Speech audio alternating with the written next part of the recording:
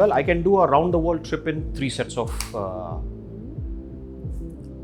three t-shirts and undergarments, because when I'm riding, mostly I'm on my riding gear, which is part of my outfit every day in and day out. Socials are limited to small outings, so I carry a dry fit trouser. I have a couple of dry fit t-shirts. That's about it.